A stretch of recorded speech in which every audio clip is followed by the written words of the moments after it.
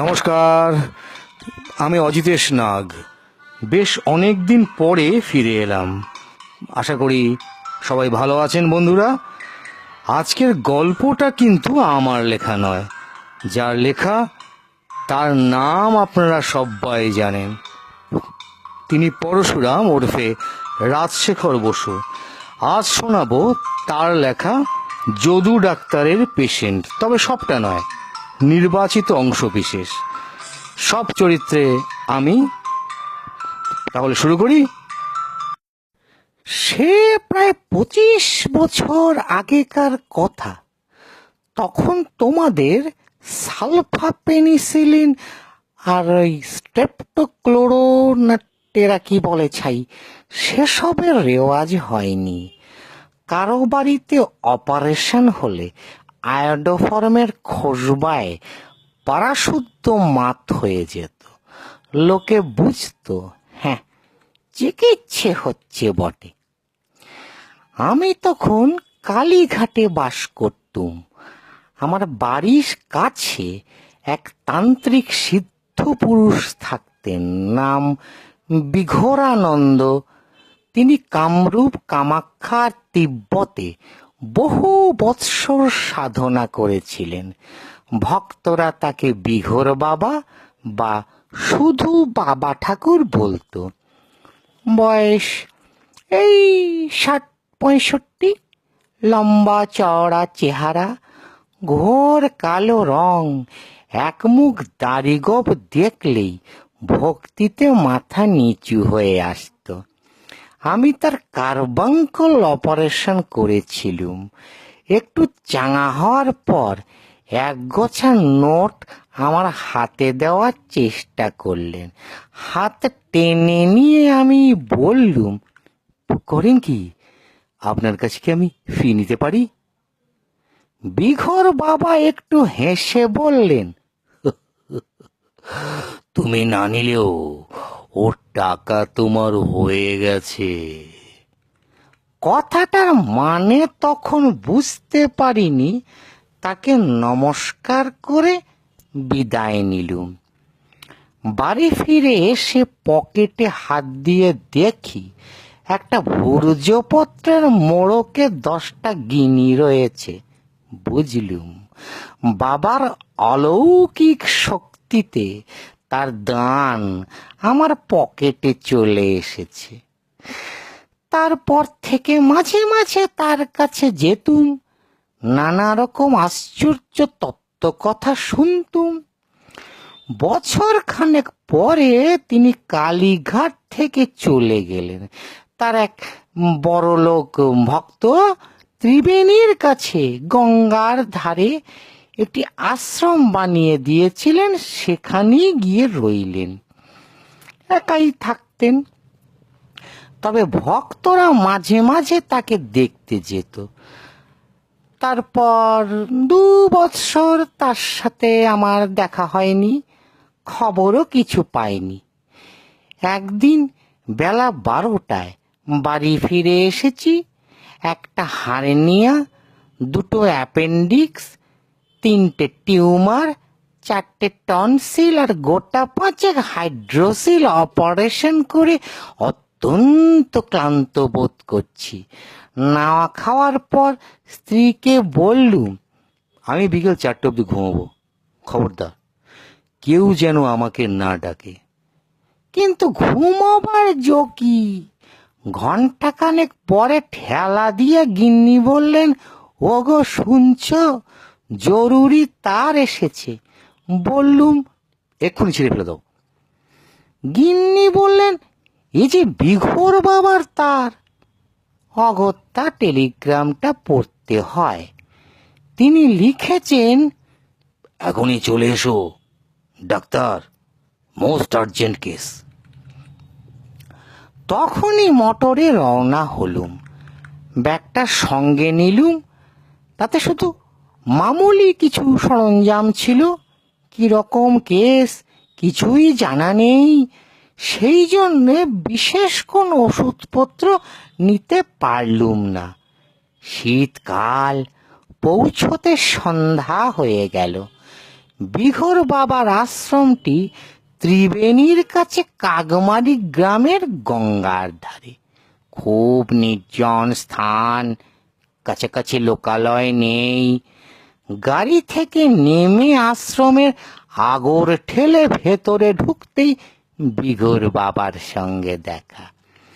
পরনে লাল চেলির জোর, কপালে রক্তচন্দনের ফোঁটা, পায়ে খরম, হুঁকো হাতে দাঁড়িয়ে দাঁড়িয়ে তামাক খাচ্ছেন।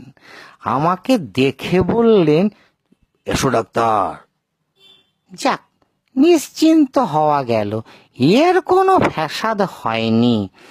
প্রণাম করে জিজ্ঞেস করলুম, পেশেন্ট কি হয়েছে? বাবা বললেন, ঘরের ভিতরে এসো, এসো, সচক্ষে দেখলেই বুঝবে। ঘরটি বেশ বড়, কিন্তু আলো অতি কম। এক কোণে পিলসুজের মাথায় পিদিম জ্বলছে, তাতে কিছুই ছাই স্পষ্ট দেখা যাচ্ছে না। একটু পরে দৃষ্টি খুললে নজরে পড়ল ঘরের এক পাশে একটা তক্তপোষ, বোধহয় বিঘোর বাবা তাতেই শোন। আর এ পাশে মেঝেতে একটা মাদুরের ওপরে দুজন পাশাপাশি চিত হয়ে চোখ বুজে শুয়ে আছে।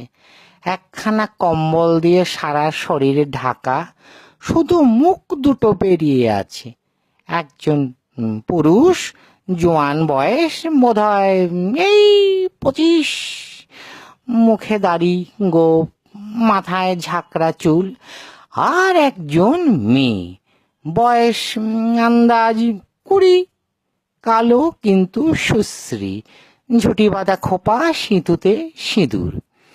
জিজ্ঞাসা করলুম, স্বামী স্ত্রী? বিঘোর বাবা উত্তর দিলেন, প্রেমিক প্রেমিকা। কি হয়েছে ডাক্তার, নিজেই দেখো না। স্টেথোস্কোপটি গলায় ঝুলিয়ে হেঁট হয়ে কম্বলখানা আস্তে আস্তে সরিয়ে ফেললুম। তারপরে এক লাফে পিছনে ছিটকে এলুম। কম্বলের নিচে কিচ্ছু নেই, শুধু দুটো মুন্ডু পাশাপাশি পড়ে আছে। দেখে ভয়ও হলো, রাগও হলো। বিভোর বাবাকে বললুম, আমাকে এরকম বিভীষিকা দেখানোর মানেটা কি? এ তো ক্রিমিনাল কেস, যা করতে হয় পুলিশ করবে, আমার কিছু করার নেই।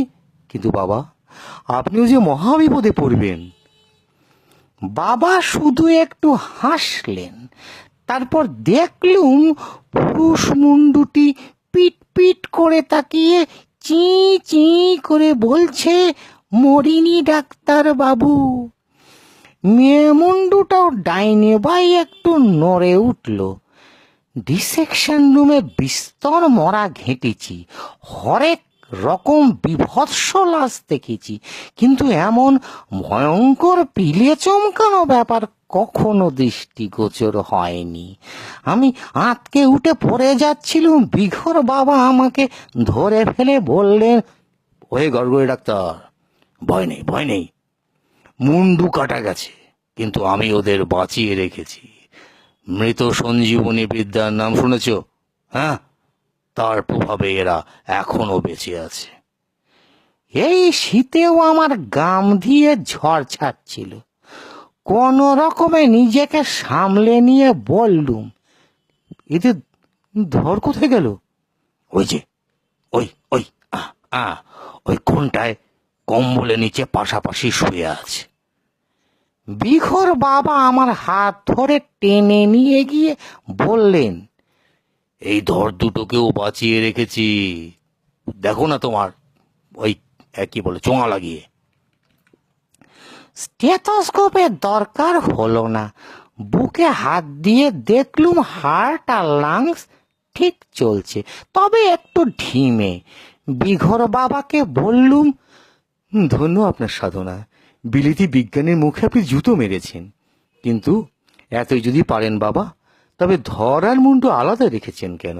জুড়ে দিলেই তো সব লেঠা চুকে যায়।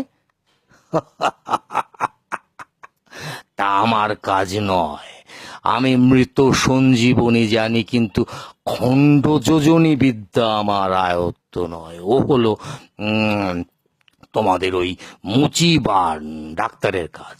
মুচি আবার লাশ ছবে না, তার মোটরও নেই যে এই অবেলায় এত দূরে আসবে। তাই তোমাকে ডেকেছে। ডাক্তার, তুমি ধরের সঙ্গে মুন্ডু সেলাই করে দাও। আমি নিবেদন করলুম, বাইরে চামড়া সেলাই করলেই তো গলার হাড় আর নলি জুড়বে না। সার্কুলেশন, রেসপিরেশন আর স্পাইনাল কর্ডের সঙ্গে ব্রেনের যোগটা কি করে হবে বাবা? সেরিব্রেশন মানে এই মস্তিষ্কে ক্রিয়াটা চলবে কি করে? কেন চলবে না? দুই ভুরুর মধ্যে আজ্ঞা চক্র ঘুরছে, তাতেই পঞ্চেন্দ্রিয় আর মনের ক্রিয়া চলছে। কাটামুন্ডু কথা কয়েছে, তা তো তুমি সকর্ণে শুনেছ। কোনো চিন্তা নেই, তুমি তুমি সেলাই করে ফেলো। সেলাইয়ের উপযুক্ত বাঁকা ছুঁচ আর ক্যাটগট আমার সঙ্গে নেই। তাছাড়া ওই সেপসিস মানে ওই পচনটা বন্ধ করব কি করে? তোমাকে একটা তাহলে গুণ ছুঁচ আর সুতলি দড়ি দিচ্ছি। পচবার ভয় নেই, পচবার ভয় নেই। দেখছো না, কাটা জায়গায় গঙ্গা মৃত্তিকা লেপন করে দিয়েছি। ওই কাদা শুদ্ধ সেলাই করে দাও। বড়ই মুশকিলে পড়া গেল। আয়োজন কিছুই নেই, অ্যাসিস্ট্যান্ট নেই, নার্স নেই, অপারেশন টেবিল নেই, একটা আলো পর্যন্ত নেই। অথচ বিঘোরানন্দ আমাকে এমন সার্জারি করতে বলছেন যা কস্মিন কালেও কোথাও হয়নি। আমাকে দ্বিধাগ্রস্ত দেখে বিঘোরানন্দ আমার কাঁধে হাত দিয়ে বললেন, অত মাথা ঘামিও না ডাক্তার, তুমি সেলাই করে দাও। বাকিটুকু কুলো কুণ্ডলিনী নিজেই করে নেবেন। আমি বললুম, বাবা ঠাকুর, ধরের সঙ্গে মুন্ডু সেলাই করা সার্জেনের কাজ নয়, থিয়েটারে বাবা মুস্তাফার কাজ। কি যে করি এখন? আর দেরি নয় ডাক্তার। রাত 8টায় অশ্লেষা পড়বে, তার আগে সেলাই করে ফেলো, সেলাই করে ফেলো, নইলে জোড়া লাগবে না। গুণ ছুঁচ আর সুতলি নিয়ে আমি সেলাই করতে যাচ্ছি, এমন সময় দেখলুম মুন্ডু দুটো ফিস ফিস করে আপনাদের মধ্যে কথা কইছে। ক্রমশ একজনের কণ্ঠস্বর চড়া হয়ে উঠল। বিঘর বাবা ধমক দিয়ে বললেন, এই পঞ্চি, এই চেঁচাসনি। গেল যা, এখনো মুন্ডুর উপরে ঘাড়ের উপরে মুন্ডু বসেনি, এর মধ্যে গলাবাজি করতে শুরু করে দিয়েছে। পঞ্চি ডাকলো, বাবা ঠাকুর, একবার শুনুন তো। বিঘোর বাবা উবু হয়ে অনেকক্ষণ ধরে কান পেতে পঞ্চি আর জটিরামের কথা শুনলেন। তারপর আমাকে বললেন, ওই ডাক্তার, এরা বলছে ওই জটির ধরে পঞ্চির মুন্ডু আর পঞ্চির ধরে জটির মুন্ডু লাগাতে হবে। আমিও ভেবে দেখলাম এই ব্যবস্থাই ভালো। স্তম্ভিত হয়ে আমি বললুম, এ কি কিরকম কথা বাবা ঠাকুর? মুন্ডু বদল হতেই পারে না, ভিয়েনা কনভেনশন তার কোনো স্যাংশন নেই। তার উপর এরকম অপারেশন মোটেই এথিক্যাল নয়, আমাদের প্রফেশনাল কোডের একদম বাইরে। বিঘোর বাবা বললেন, আরে রেখে দাও তোমার কোড। আরে পঞ্চি যদি নিজে ধর আর মুন্ডু নিয়ে বেঁচে ওঠে, তবে যে আবার রমাকান্তর কবলে পড়বে। মুন্ডু বদল করলে ওদের নবকলেবর হবে, কোনো গোলযোগের ভয় থাকবে না। আর একটা মস্ত লাভ এই হবে যে কখনো এদের ছাড়াছাড়ি হবে না। জটিরাম যদি আগে মরে, তবে তার ধন নিয়ে পঞ্চির মুন্ডু বেঁচে থাকবে, আর পঞ্চি যদি মরে, তবে তার ধরটা জটির মুন্ডু নিয়ে বেঁচে থাকবে। এই পঞ্চিটা অত্যন্ত চালাক, এর মাথা থেকেই বুদ্ধি বেরিয়েছে। জটিরাম হচ্ছে হাঁদার রাম। কালই আমি ওদের ভৈরব মতে বিয়ে দেব, আমার আশ্রমেই এরা বাস করবে। আমি প্রশ্ন করলুম, ধরার মুন্ডু বদল হলে কে পঞ্চি কে জটিরাম তার স্থির কি করে হয় বাবা? বিঘোর বাবা বললেন, ডাক্তার, মাথা হলো দত্তমাঙ্গ। মাথা অনুসারী লোকের নাম হয় ধর জারি হোক। এর পরে আর আপত্তি করা চলে না। অগত্যা খণ্ড যোজনের জন্য প্রস্তুত হলুম। অ্যানাস্থেটিক দরকার হলো না। বিঘর বাবা মাথায় আর গলায় হাত বুলিয়ে অসার করে দিলেন, কিন্তু ভোতা গুনছুচ আর খসখসে পাটের সুতলি দিয়ে চামড়া ফোঁড়া গেল না। বিঘর বাবা বললেন, এই পিদিম থেকে রেড়ির তেল নিয়ে ছুঁচ আর সুতোয় বেশ ভালো করে মাখিয়ে নাও দেখি। তাই নিলুম। লুব্রিকেট করার পর কাজটা সহজ হলো। আধ ঘন্টার মধ্যে মুন্ডুর সঙ্গে ধর সেলাই করে ফেললুম। এবার বিঘর বাবাকে বললুম, এখন এদের শরীরে কিছুটা তাজা রক্ত পড়ে দেওয়া দরকার। অভাবে 500 সিসি গ্লুকোজ স্যালাইন। কিন্তু এই পাড়াগায়ে জোগাড় হবে কি করে? যদি নিহাতি বেঁচে থাকে তো এরপর কিছুদিন লিভার এক্সট্রাক্ট, ব্লাড স্পিল আর ভিগারজন খাওয়াতে হবে, নইলে গায়ে জোর পাবে না। বিঘর বাবা বললেন, ওসব ছাই ভস্য চলবে না বাপু। এরা এখন সারা রাত ঘুমোবে। কাল সকালে জেগে উঠলে ঝোলা গুড় দিয়ে খান কতক রুটি পথ্য করবে। তারপর বেলা হলে পঞ্চি ভাত চড়িয়ে দেবে আর লঙ্কা বাটা দিয়ে কাঁকড়া চচ্চড়ে রাখবে। তাতেই বলবান হবে। জটিরাম আবার গাঁজা খায়, তবে এখন খাওয়া চলবে না। এখন খাওয়া চলবে না। গলার জোর পোক্ত হতে 4-5 ঘন্টা সময় লাগবে। এখন খেলে সেলাইয়ের ফাঁক দিয়ে সব ধোয়া বেরিয়ে যাবে। দেখো ডাক্তার, তোমাকে ফি কিছু দেব না, কিন্তু তুমি যা দেখলে তারই দাম লাখ টাকা। আমি উত্তর দিলুম, তাতে কোনো সন্দেহ নেই বাবা। আমার চক্ষু কর্ণ সার্থক হয়েছে, অহংকার চূর্ণ হয়েছে, গা দিয়ে ঝাম ছুটছে, আগাপাস্তারা রোমাঞ্চিত হচ্ছে। আমি ধন্য হয়ে গেছি। এখন অনুমতি দিন, বাড়ি ফিরে যাই, 2 ডোজ ব্রোমাইড খেয়ে নার্ভ ঠান্ডা করে শুয়ে পড়ি। এই বলে বাবাকে প্রণাম করে সেই রাত্রেই কলকাতায় ফিরে এলুম।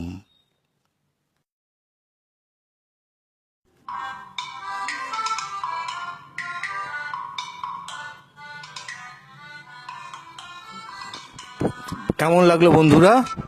যদি ভালো লেগে থাকে অথবা খারাপ লেগে থাকে তাহলেও কিন্তু জানাতে ভুলবেন না। কেমন? আজকের মতো আসছি, আবার কোনোদিন ফিরে আসবো এইরকম একটি গল্প নিয়ে অথবা আমার লেখা একটি গল্প নিয়ে। ততক্ষণ সবাই ভালো থাকুন, অন্যদের ভালো রাখুন। নমস্কার।